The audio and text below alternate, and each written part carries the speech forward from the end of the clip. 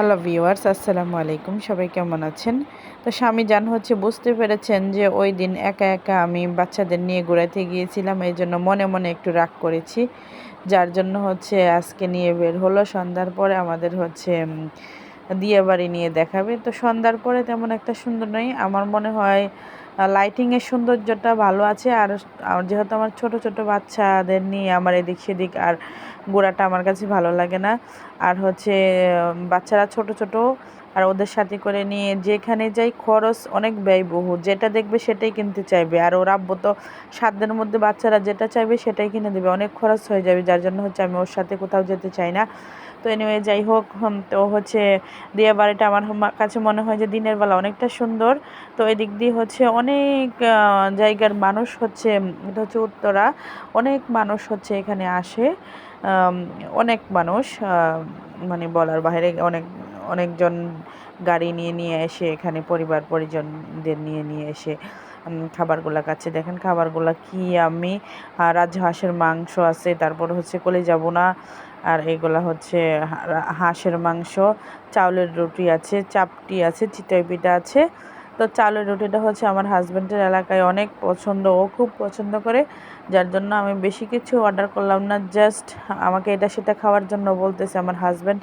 কিন্তু আমি কিন্তু খুবই হিসাবি, তারপরও আসার পরে মোটামুটি ভালোই খরচ হয়ে গেছে। আমি জাস্ট এক প্লেট বলেছি হাঁসের মাংস নাও, আর চাউলের রুটি ওর খুব পছন্দ, জাস্ট চাউলের রুটি। আর ছেলেটা ফুচকা খেতে পছন্দ করে, ওকে এক প্লেট ফুচকা দিলাম।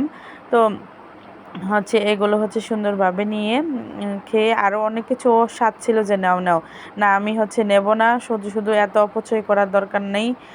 যেহেতু ও বলছে যে চলো একটু বাইরে থেকে ঘুরে আসি, এমনিতেও বলে না, কারণ দেখা গেছে যেহেতু বলেছে এই জন্য জাস্ট আসলাম। হয়তো বা বুঝতে পারছে যে বউ একা একা বাচ্চাদের নিয়ে ঘুরে আসছে, আমি যাই নাই। তো এই যে দেখেন গরম গরম ধোঁয়া উঠতেছে, হাঁসের মাংসটা টেস্ট ভালোই ছিল চাউলের রুটি দিয়ে। তো অল্প অল্প করে সবাই মিলে, মানে আমার হাজব্যান্ডকে আমি বেশি দিয়েছি, ও যেহেতু পছন্দ করে, আমি জাস্ট সাথে একটু মানে ছিলাম সাথে, এই আলহামদুলিল্লাহ।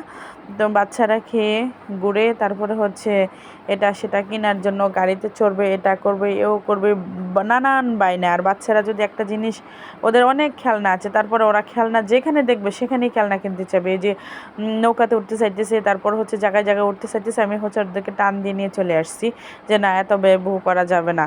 তারপরে এই যে রাতের ডাকাটা অনেক ভয় আছে, দেখা গেছে গাড়ি চলতি গাড়ির মধ্যে মোবাইল হাত থেকে টান দিয়ে নিয়ে চলে যায়, এটা অহরহ ঢাকা শহরে হচ্ছে।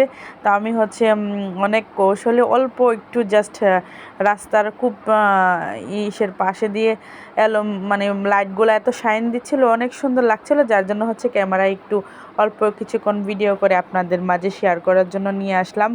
আর এত কষ্ট করে ভিডিও বানিয়ে যদি আপনারা লাইক কমেন্ট শেয়ার না করেন, এর মতো কষ্ট আমার মনে হয় না আর কিছু হয়। এই দুইটা খেলনা লাস্ট পর্যন্ত কিনে দিয়েছি। আজকের মতো এখানেই, সবাই ভালো থাকবেন, আল্লাহ হাফিজ।